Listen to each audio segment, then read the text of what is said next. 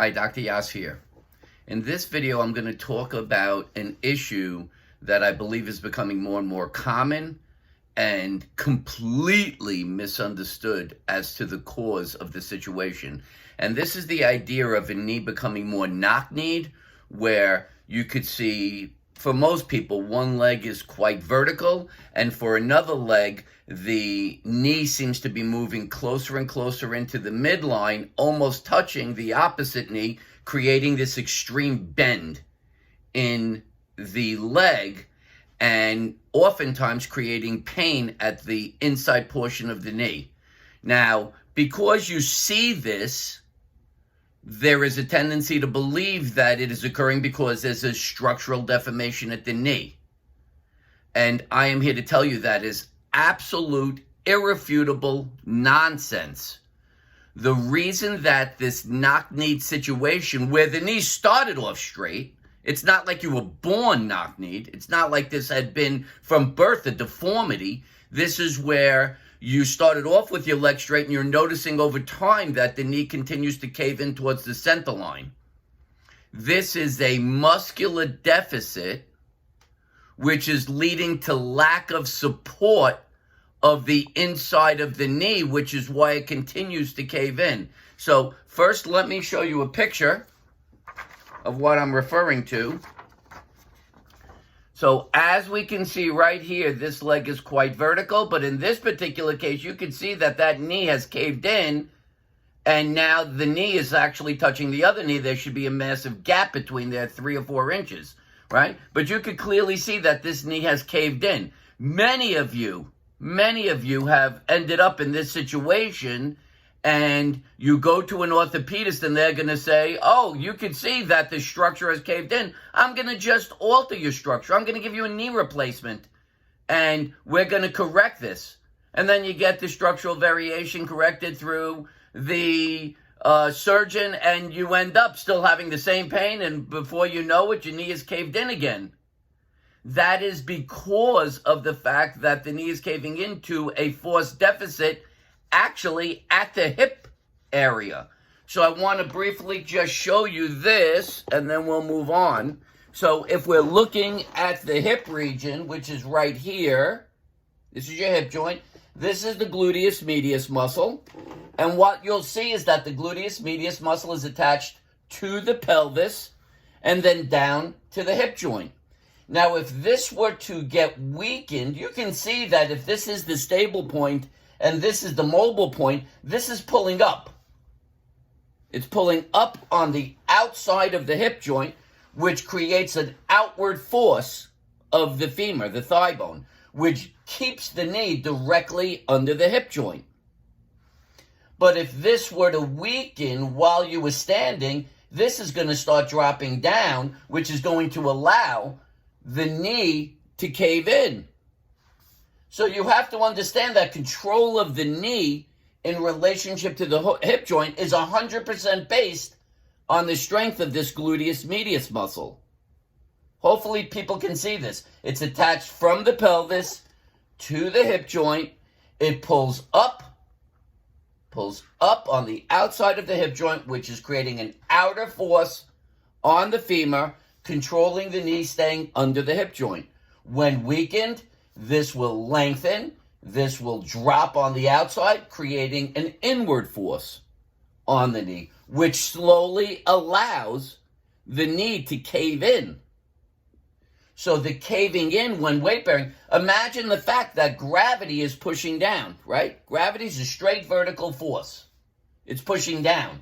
So as soon as that knee begins to get slightly inside the hip joint, the more you push down, the more it gets pushed in.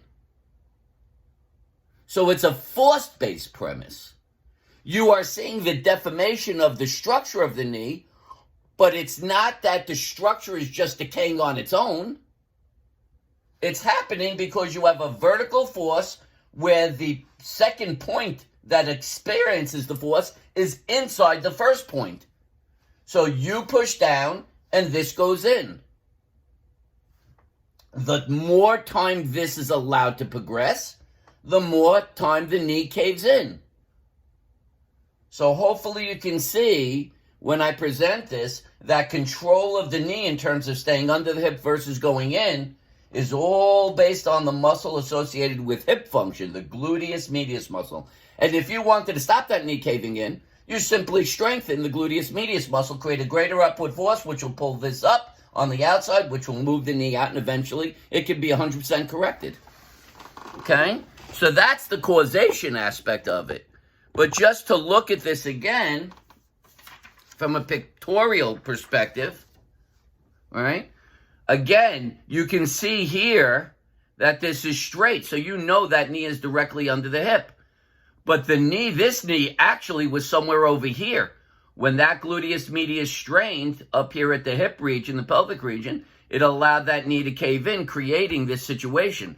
Now, there's a muscle that sits right at the inside of the knee called the semitendinosus. It's the medial aspect of the hamstring. And as you're now having your knee cave in, you're no longer weight-bearing through the middle of the knee.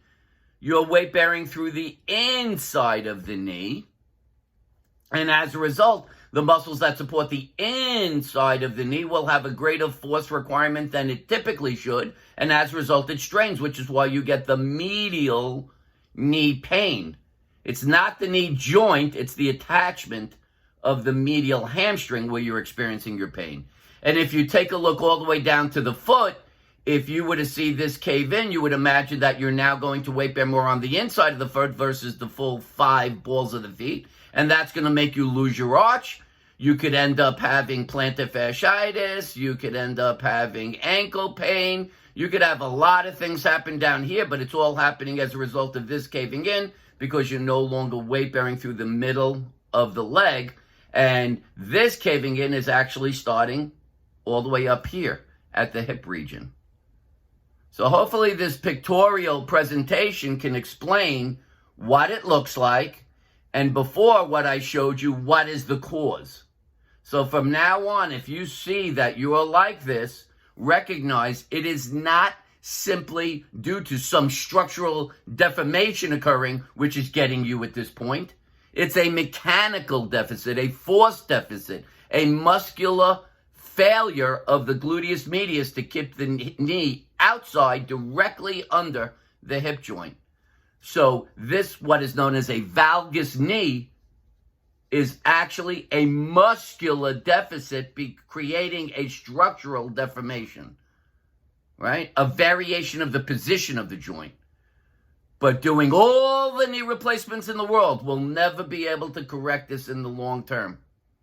You have a force deficit which must be corrected. A singular muscle, the gluteus medius muscle. I hope that seeing this and giving you a chance to understand the cause of the circumstance will prevent hundreds of thousands of people from getting an unnecessary knee replacement they never needed. It will do nothing to resolve your medial knee pain. It will do nothing to resolve this valgus position, because the position is the result of a muscular deficit.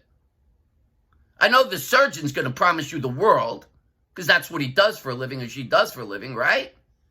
You understand that. You go to the surgeon, they do surgery. So having them say, I can fix it through surgery, can't be a real shock to you. But you need to have the evidence, the knowledge, the understanding of why things happen.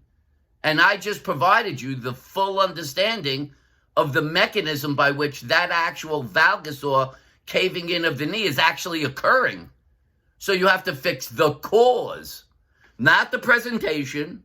Oh, I see my knee is caved in. Let me just move my knee out by doing some structural correction. It doesn't work like that. It's never going to work like that. I understand the medical system wants you to believe that, but it's a fallacy. It just is. So from now on, you have this understanding.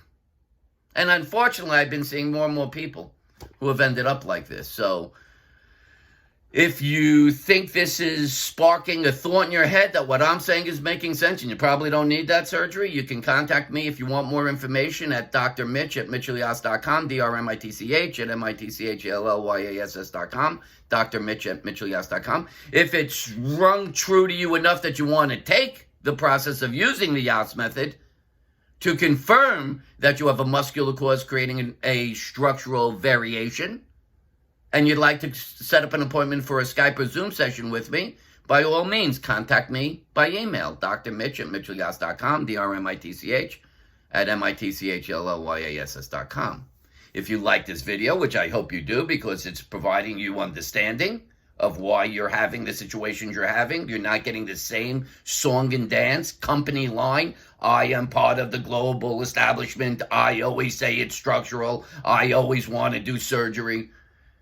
If you recognize that that's wrong and that this makes more sense, and you like what I'm providing, give the video a thumbs up. If you like my YouTube channel, Dr. Mitchell Yass, you like the types of videos I'm providing, and it's helping you understand your situation, subscribe to my YouTube channel, Dr. Mitchell Yass. You'll get notifications when new videos are added or when I'm live on YouTube.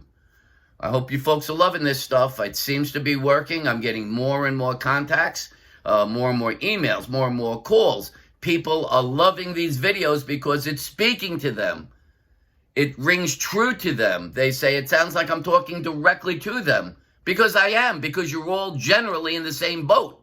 You're being misdiagnosed that the cause of your problem is structure because that's the only thing that the medical establishment globally can find. But it turns out in more than 98 cases, it's muscular. The vast majority, almost all of you, have a muscular deficit. You just don't know it, and that's why with all the treatments you get, you never resolve the cause of your pain and why you're sustained in chronic pain. And, of course, that's going to lead to a hopelessness, a depression, a sense that this will never end. But it will end. If you get the right diagnosis, understand the cause, and resolve the cause, the distress of the tissue creating the actual symptom. That's what the Yass method is all about. So for now, it's Dr. Mitchell Yass wishing you a pain-free, fully functional life. Bye-bye for now.